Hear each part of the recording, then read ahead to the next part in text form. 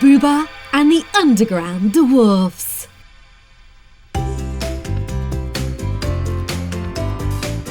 It's a warm summer evening. Booba and his friends are playing at the park. A huge slide towers in the centre, exciting the friends. Booba is the first to have a go and slide down. Whee! Sliding is lots of fun. Booba giggles and claps his hands with glee. He wants to do that again, but he's already had a turn. His friends want to have a go too. Lula, Mr. Beak and Noodle slide down the slide one by one as Booba watches before he slides down a second time. The friends love playing on the slide. Spike sits on a bench watching his friends. He's too busy looking up at the sky to play on the slide. He gazes up at the dark sky, lit up brightly with stars. Booba and his friends wonder what Spike is looking at. They all look at the starry sky when suddenly they see a shooting star. Then another one and another. Suddenly, one of the shooting stars dives into the yellow tube on the side of the slide. The tube flows, exciting Booba and his friends. Wow! How exciting to see that stars like to play on the slide too. The friends wait for the star to pop out of the bottom. They wait, and they wait, and they wait. But the star doesn't appear. Booba and his friends are confused. They wonder if the star is stuck. Booba runs over to the side and peers up the tube. But he can't see any star. The star has disappeared. Booba wants to know where the star has gone, so decides to jump into the tube to see if he can find it.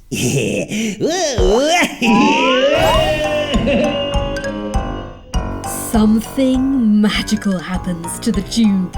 It suddenly grows and is now much longer than they remember it being. The slide seems to be going on forever and ever, until he suddenly flies out of the slide, landing on his bottom. Booba looks around him and notices crystals glowing on the ground. They remind Booba of tall glass pencils. Booba looks around again and realises that he is alone. Am I really all alone here? Thinks Booba. Suddenly, he hears soft whistling. Booba looks up to see his reflection in a large, beautiful gem. He happily waves at himself. The reflection waves back. Booba cheers up, excited that he has a new friend. Booba runs up to the crystal and makes funny faces into the mirrored gem. The reflection in the gem doesn't respond. Booba is confused. Why isn't the reflection copying him? Isn't that what they're supposed to do? Suddenly, the reflection growls and makes such a scary face that Booba runs away, scared. The reflection giggles. It seems to like being scary. Booba runs through a whole forest of gems before coming to a stop. He is puffing and panting when suddenly something flies past him. Booba immediately turns to see what it is and spots a pebble. It has fallen from the cave ceiling and bounced off a small gem. What a lovely sound, thinks Booba. He flicks the gem with his finger and he hears the same sound again. Booba finds a couple of small stones and plays a whole melody on the gem. He wants to hear more. Booba begins to play with all the gems that he can reach. He is really excited by the sound they make and wants to show his friends, so returns to the mirrored gem. The reflection in the mirrored gem is happy to see Booba again and is delighted when Booba starts making faces again. He wants to play. Booba waits for the reflection to play too, but nothing happens. Until suddenly, he feels a finger poking him in the back. Booba turns around to see 1, 2, 3, 4 dwarfs standing in front of him. They all walk in a line heading somewhere, wearing helmets, carrying a large lantern, a pickaxe, a shovel and a chest. Booba thinks it's a huge chest. Wow! Booba wants to know what is in the chest and quickly follows them. The reflection waves after him. Booba follows the dwarfs. They come to an underground railway and board a small train made up of 4 cars. The train takes them on a journey through a long, mysterious tunnel. Booba really wants to go with them, but he's missed the train. Until suddenly, another train arrives. Hurrah! Booba boards the train and rides off following the dwarfs. Suddenly, a fork in the road appears. The dwarfs go to the right, while Booba's train turns left. The rails on the Booba's track spin and twist as if he's on a roller coaster. Finally, the train stops twisting and turning, and Booba can see the dwarfs in the train ahead of him again. Booba doesn't want to lose sight of them again. When a new fork appears, Booba manages to maneuver the car so that he doesn't lose sight of the dwarfs again. Suddenly, the train with the dwarfs stops and the dwarfs get off the train. Booba's train comes to a stop just behind them and he jumps out too. Oh, Booba has tripped and fallen over. He looks up and sees the dwarfs looking over him. They're curious about Booba. Who is this strange creature? One of the dwarfs offers Booba his hand and helps him up. The dwarf immediately hands Booba his pickaxe and invites him to join them. Booba stares at the pickaxe and doesn't know what to do with it. But he decides to go with the dwarfs anyway. He wants to know where they're going. They eventually arrive in another cave and the dwarfs get to work. One dwarf grabs a ladder and another climbs up it and begins to hit the cave wall with the pickaxe as hard as he can. A crimson gem immediately pops out of the wall.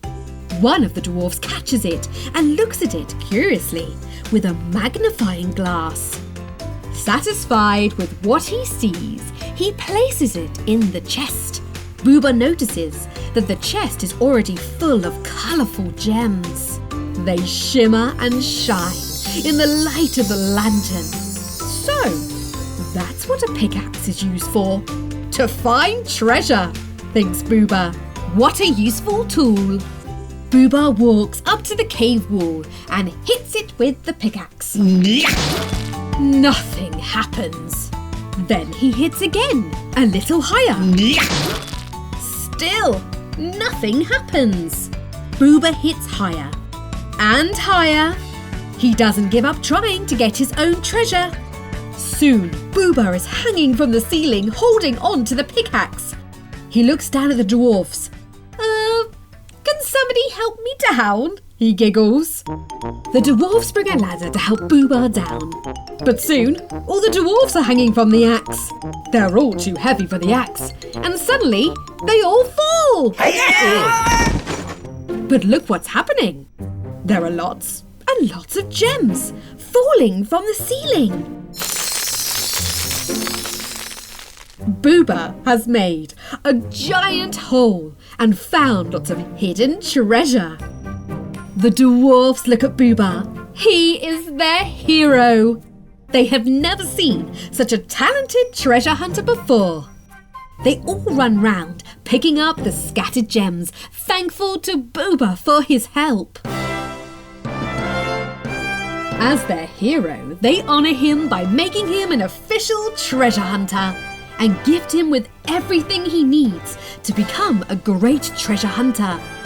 And a medal!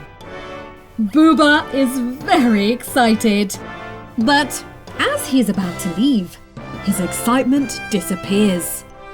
There's a lot of stuff to carry, and it's very, very heavy. He's not sure he wants to hunt for treasure anymore. Why do I need treasure anyway? He thinks. The dwarfs decide to show him why hunt for treasure. They open the chest and take out the gems. They begin to place a gem into every crack they can find in the cave ceiling. They then dim the light in the lantern and ask Booba to look up. Above them, there is a beautiful starry sky. And yet, it is no match for the real sky. Booba thinks about Spike, Lula, Mr. Beak and Noodle. He remembers how they all looked up at the stars together and how they loved them twinkling in the sky. Booba suddenly misses his friends. But he's having fun with his new friends too and wants to show them the real sky outside. Together, they all build a long ladder and climb up out of the cave. Booba's friends are still at the park, waiting for him to come back. Booba calls out to them, and they get excited to see Booba and the dwarfs. Everyone sits on the park bench, and they all look up at the sky.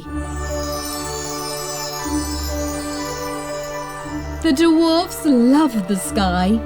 It's the most beautiful thing they have ever seen.